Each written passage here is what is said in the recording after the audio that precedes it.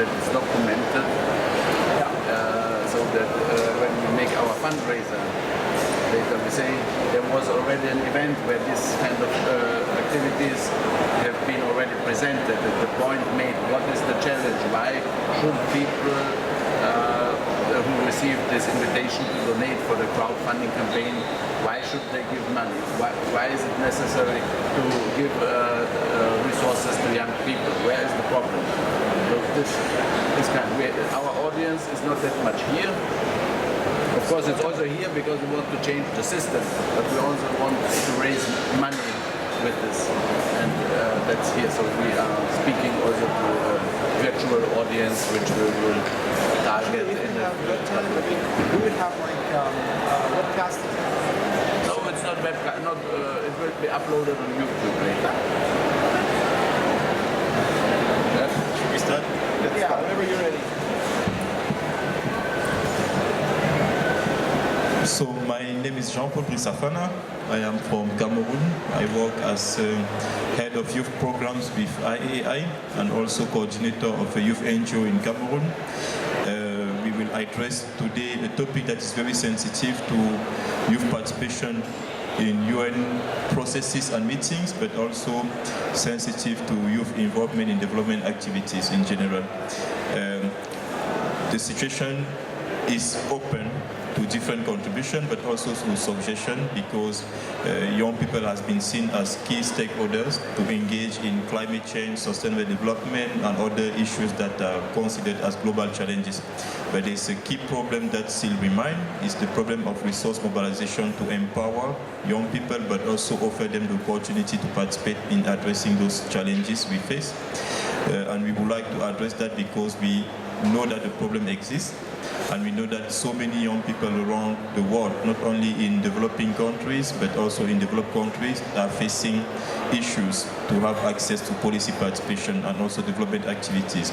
And we want to address that with specific recommendation that will help us to make sure that the problem is well known by the people who are involved in making the decision, but also to those who are able to support in making the problem being solved.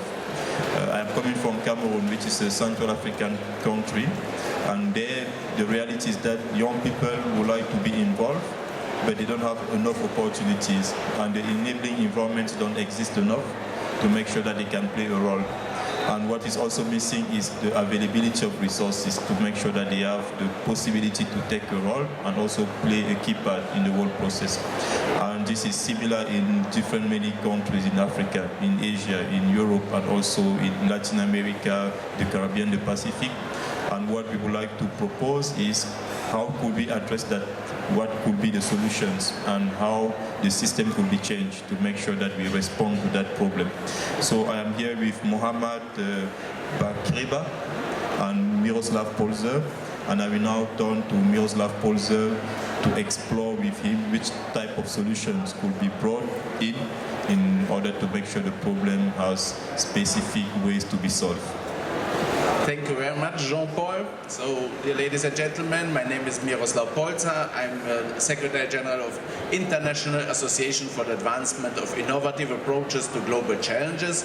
This is UNFCCC accredited and ECOSOC accredited and DPI accredited civil society organization based in Klagenfurt in Austria. And our name is already our mission statement. We really want to find new approaches to addressing global challenges, and we want to also advance these approaches. And a key area where we see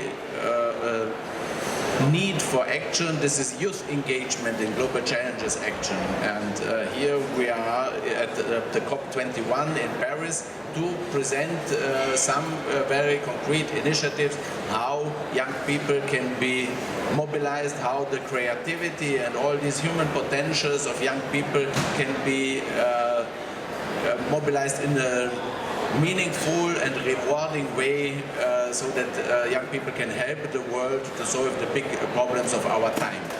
So one initiative we have is the Global Challenges Youth Music Contest, and this we will have today the afternoon also a side event at the UNESCO pavilion where the winners of the competition will be presented. So this is just a side information.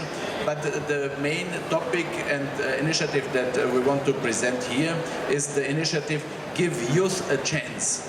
And the idea is that young people, in order to be really positive elements of society and also to prevent clashes and societal unrest, we need really give young people opportunities so that they can play a positive role in society, in global society and local society. And for this, we have to be also to be ready to take our wallets and put money on the table and really to equip young people with the resources they need. And the Give Youth a Chance resource mobilization campaign is organized through the Global Challenges Foundation New York that our team has established 2 months ago in New York. And this is a 501c3 tax-exempt organization in the US, which is now registered on the crowdfunding platform Razoo. And we now plan to use this platform for resource mobilization for different youth engagement activities in Global Challenges Action.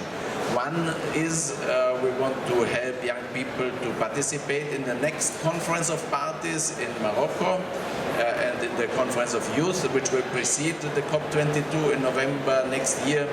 And we want also to mobilize funding for our interns. We are starting an internship program in February next year, and as we are also signers of the petition Unpaid is Unfair, which addresses the topic of unpaid interns in the UN system.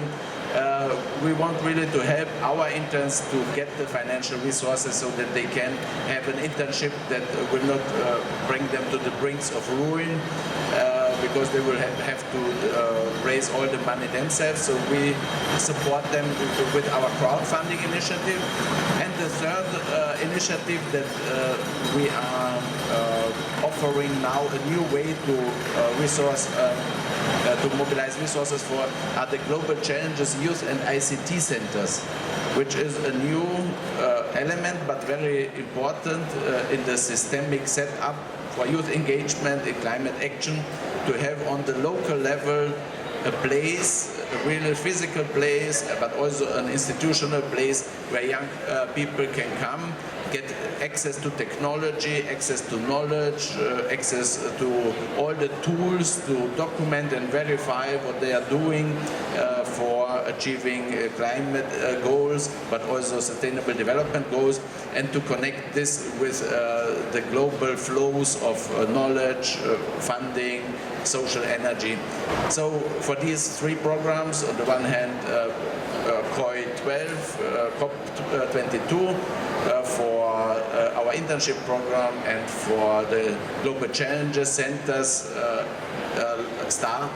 we have this platform, and people can become active themselves. They can look it up, they can start their own fundraiser, and once there are the resources there, we would be ready to come to these places where this resource mobilization has been successful, and to help set up Global Challenges Youth and ICT centers, which is then really some kind of transformation station which really brings these big flows of resources to these local levels where these young people are that want to connect with our work.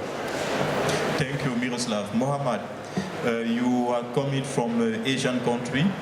You are also probably facing that issue of raising resources for young people. What has been your experience so far, and which type of solutions did you apply, or do you expect to see happening based on what Miroslav has highlighted? Well, thank you very much. Yeah, I'm coming from an Asian country. I was just in Russia working on global youth volunteering program. And the interesting fact is that ultimately it's a culture to solve global issues, that people are somehow think that if there is no enough funding or resources, then there is always a limitation to the deliverables in real life. Of course, as Myro said, that the funding is very important, the resources are very important. For us, particularly in the Middle East, you know, the youth have been working very hard recently to have their voice heard in a way, and the Arab Spring was one of the examples. Unfortunately, what's happening in the Middle East is not as was planned. You know, the youth is still not having their voice heard. They're not into the decision-making process yet. They are not fully engaged.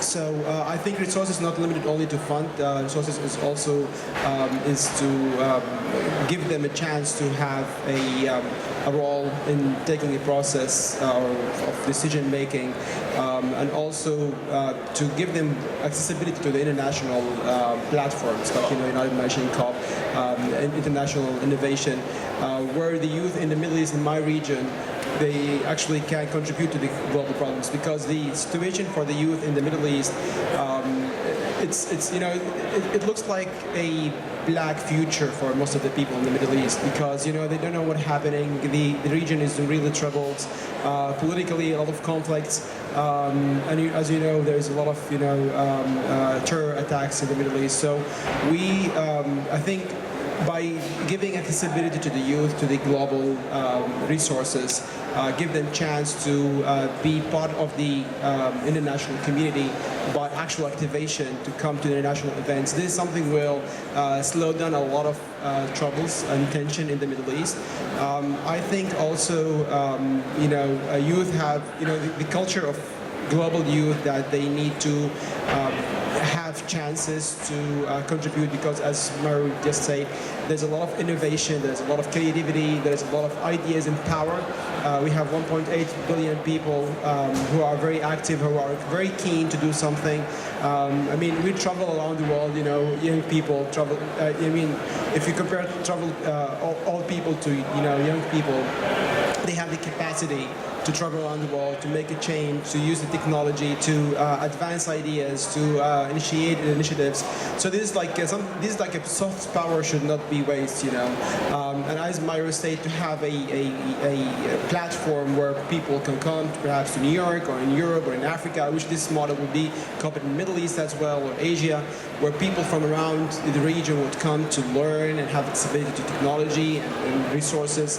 I think this is something going to be phenomenal. Okay, so we see that there's a possibility to solve the issue, and also the plans, the concrete ideas that the GloCha Foundation is proposing based on the experience that we know so far from different regions of the world, and that has been affecting young people. So it's time now to invest and to support those youth, and also to make sure that we walk our talk. It's not about saying we want to support youth participation without providing them the resources. You probably have more to add, Miroslav? Yeah, I wanted to say that we have also the Sustainable Development Goal 12, reducing inequalities and within and among countries. Because we see extreme wealth also in developing countries, and so if a young person is looking for support, it should not always look only to the West, but also in their own places. And we need a new culture of sharing of resources. And there are some attempts by the old-style philanthropy. We have had Bill Gates, Warren Buffett saying that they pledge to give half of their wealth by the end of their life, and they have been joined by 130 other billionaires. Yeah, Mark Zuckerberg recently pledged to give away 99%. But the point I want to make is here that we need globally connected systemic solutions, because very often these kind of foundations are very much closed. Their governance is not connected with sustainable development goals or with any other legitimate governance process. And you have no chance to have a look why a project has received funding and why another one not. And this kind of approach is not appropriate. It's also, we've had our workshops in West Africa. We've had a West Africa regional workshop on global challenges, youth and ICT in Accra last year. And we've spoken with the young people. They see these $300 billion of the giving pledges. But is there a way to connect these young entrepreneurial people who want to do something for the world with this 300 billions? For the time being, it's not. We need really systemic solutions that connect these young people with the resources through appropriate transaction platforms, information. So we need a system for verification, for crowd evaluation. So a lot of investment is needed in this field. And therefore we have said that we, with our initiatives, want to become some kind of point of crystallization for globally coordinated resource mobilization for youth empowerment. We have had in June last year in Klagenfurt in Austria our international conference, Sustainable Development, Innovation and Youth, building the knowledge base and information and communication technology infrastructure for youth-led multi-stakeholder action for sustainable development. So it was really what we need is investing at least a few $100 million or euros into setting up the infrastructure that would connect young people with these global processes and also connect those who have resources with very good micro projects, micro social entrepreneur projects that would be somehow eligible and really appropriate recipients of this funding. So the point here I want to make is that we need philanthropy innovation, more global commons thinking, also really thinking how to connect this philanthropy with the knowledge and expertise and decision-making capabilities of a wide population all over the world. This is one thing. The other thing is that there is also the Green Climate Fund, which will have huge resources, but which will again need some kind of institutional, technological infrastructure to reach the young people on the ground. And here very many synergies are possible with our plans. And then another point is that in terms of resource mobilization, it's really a shame somehow that the national governments don't have the money to equip their young people with the resources. Even the UN system does not have the money to pay its interns or to bring young people from developing countries to COP or COI. The money is not there, and so we have really to look where we can get additional resources in addition to philanthropy. And one way would also be carbon pricing. Really carbon pricing, giving a price on carbon emissions or the use of fossil fuels, and to put this into earmarked funds for youth empowerment. Let's say 1 or 2% of this carbon price revenues should be devoted to global youth empowerment and a certain percentage also to national youth empowerment. So it's not necessary for global community that these monies that would be raised by carbon pricing would flow to other places if a country would work with this money on empowering underprivileged youth in their own disadvantaged regions. This should also count in these development efforts and green climate efforts and this kind of thing. So these are some ideas, and an announcement also. In June next year we plan to organize in Klagenfurt a Global Challenges Giving Pledge conference. So to invite people who are ready to share their resources but don't know yet how to do it, that they come and meet with other people who are ready to give away their wealth. It's not needed like in the giving pledge to give 50%. If it's 5% or 10%, it would be already make a big difference if the numbers add up. And in Klagenfurt we will then discuss how such structures could be governed, because it needs to be participatory, open, transparent governance, and we will define the details then in June next year in Klagenfurt, and everybody who is watching this is kindly invited. Thank you, Miro. Mohammed, I will turn to you again. Do you think that having a giving pledge for youth initiative will be an added value to answer to the challenges that you face while mobilizing resources for young people, but also if the Green Climate Fund decide to allocate a certain percentage to youth-led projects to address climate change? Do you think that those type of initiatives, if that becomes part of the outcome of the COP21 or beyond that, will be helpful for your initiatives? Well, I work in cultural dialogue, so my story was a little bit different because we work on building ourselves by ourselves. So we did not go into governmental grants or sponsorship or fundraising activities because perhaps in the Middle East this is like something a little bit different than what's here in this part of the world. I think getting up with the recommendation to advance or give possibility or accessibility to youth for global fund and villages is very important. Though I don't believe that money is always the problem.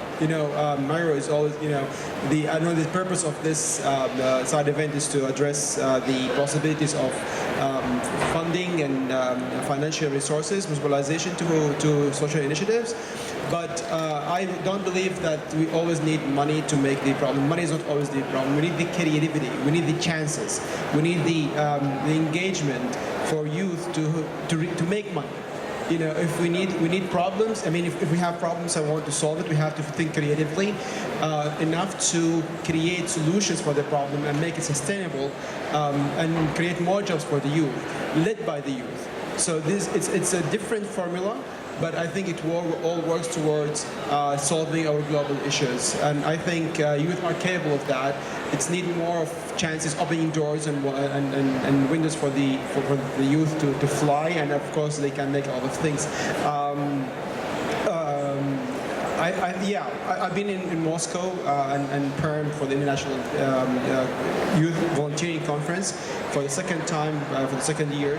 And perhaps in that part of the world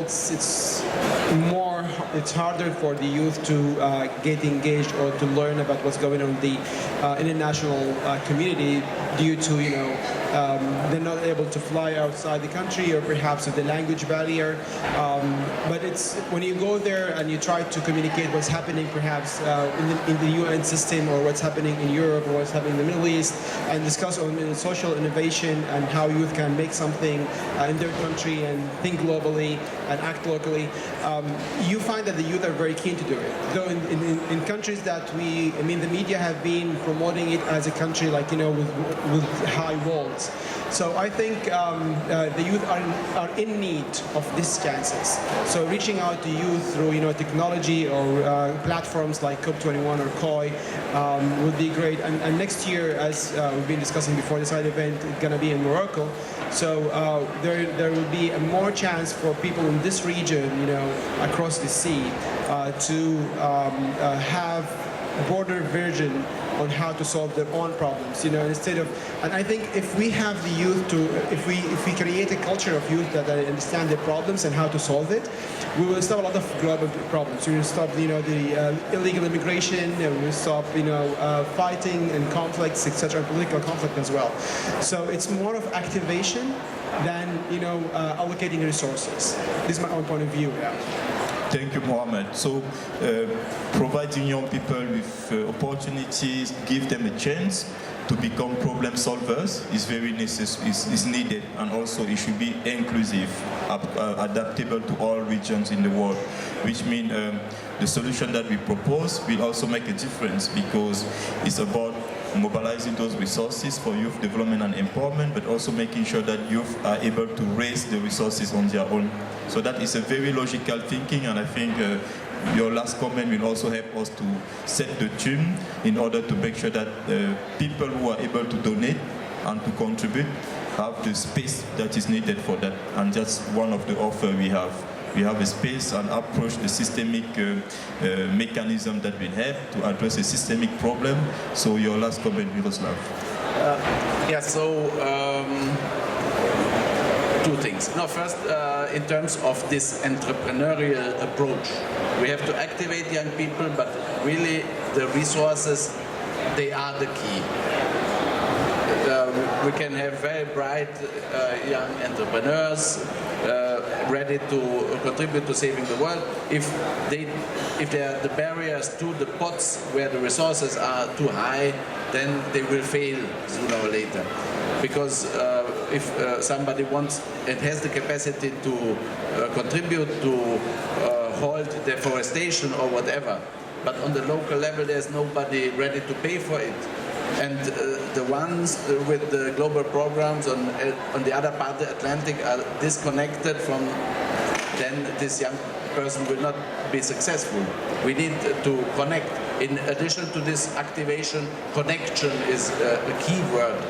And so what I wanted to say in this respect is some theory or so of change, what we are using, and also in terms of this market formation that will then connect these local micro-social entrepreneurs with the resources, is that local climate action has a three-dimensional vector of added value. One is market near, and that means it has a direct added value to somebody who is ready to pay for it. And then there is an added value for the local community.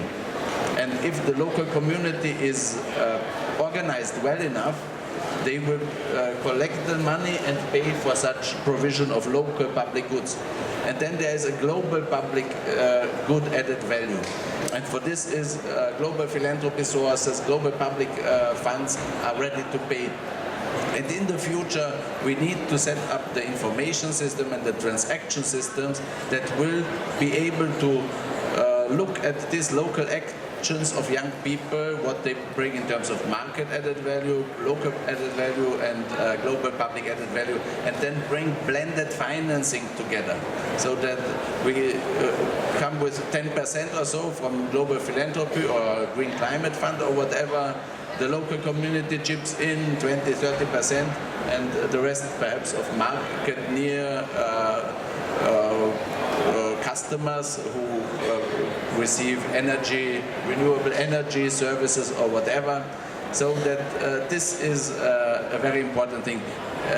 And what I wanted also to say or to ask Mohammed is, because in our initiatives we have 4 pots of resources identified. One is these the giving pledge signatories, so there are $300 billion waiting to be used. So we want to channel part of these resources in a system that addresses with young people these global challenges.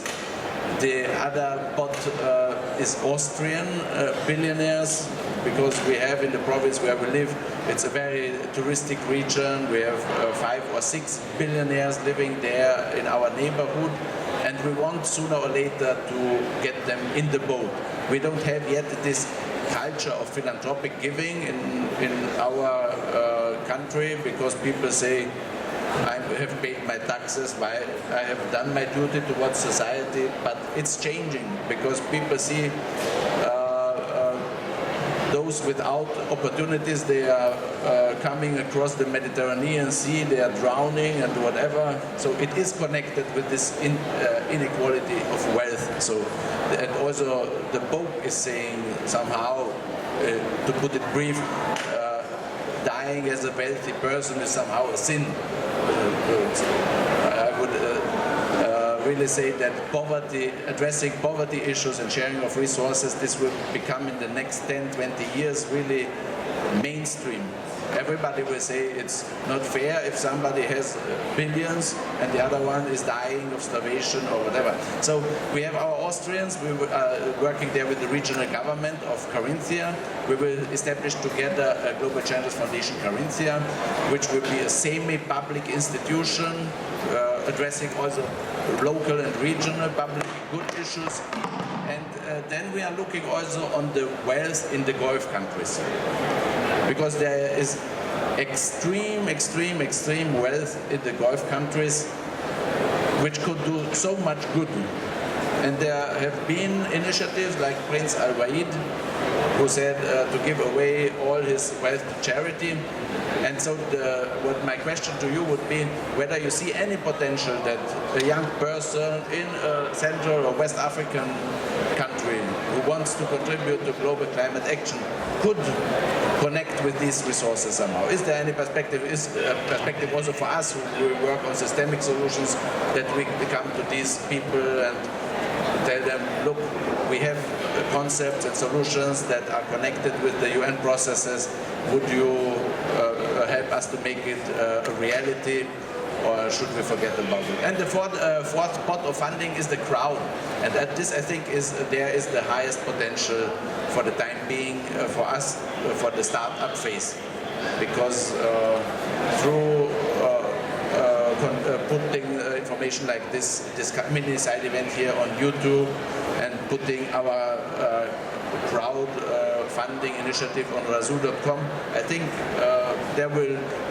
we will be connected sooner or later with those people who understand that this is the way to go, this is the future, and this is the systemic innovation that the UN system needs and that the world needs. And back to the question, shall we make an effort to connect with Gulf countries and resources in this respect? Thank you, Miroslav. And I totally agree personally with what the Pope said, like dying as a healthy person is, not healthy, but wealthy person. It's a sin, because 2 months ago I read an article online about an old woman from a European country who she had almost 1 million euro as a saving her whole life, and because she didn't trust her grandchildren and her children, she decided to destroy the money. So she spent the last month of her life cutting the banknotes into small pieces, and then she let them there in her room, and when they found her there, they found the money as well, totally destroyed. And I think that is a very sad story, because this huge amount of money will have been necessary to solve so many problems in different regions of the world. So if she would have listened to our message, maybe she would have changed her mind. Yeah, exactly, because when I saw that story, I was really sad and I couldn't do anything because it was too late. And I think your question to Mohammed is actually relevant, and it fits to that case, because if we offer that platform where people who have the wealth listen to the message and they know that they can do something concrete, something useful, and if we have young people that we have identified with the needs, do you think that this will help in a certain way to make sure that the situation is better than what the type of cases that we have? Yeah, I think, first of all, to address that, the issue of people to understand that philanthropy is there, but it's not channeled in the right way. So people do philanthropy, people do their taxation, but it's not in the right approach. They should use this money instead of charity to be an unsustainable giving. It would be turned into a new volume where they can give people money so that people can create another jobs and do something good for the global issues.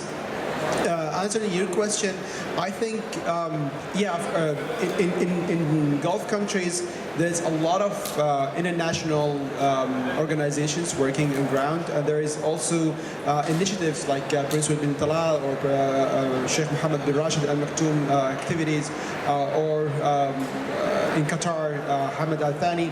Qatar Foundation, they all pledge a lot of money, and they have a lot of programs that help education, youth empowerment, etc., women empowerment, etc. Especially in Prince bin Talal Foundation, there is a lot of programs, and it's open to everyone that you can actually apply online, and then there's a process. But you have to be a sustainable project. They have their own conditions, which is, I think, it's open doors, but no one knows about it. So this accessibility is not promoted enough.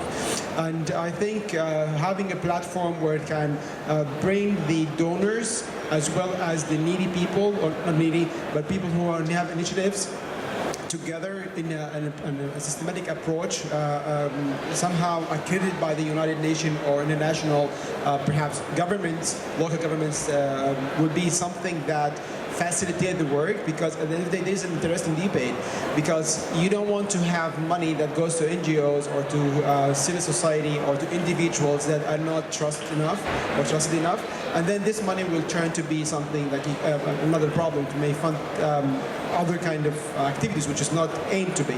So this is like an interesting thing to be explored, and more importantly, because in the Gulf right now, crowdfunding or funder generally has to be monitored by the government, and I totally understand that, because they want to make sure that the money being channeled through philanthropical efforts goes in the right way. It's not going to terrorists or any kind of conflicting activities, which makes sense.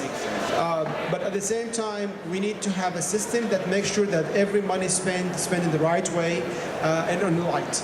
Yes. So yeah, I totally agree with your point, and I think there is more to be done here. Unfortunately, up to now, there is no systematic approach. There is no platform that brings the donors to the initiators together.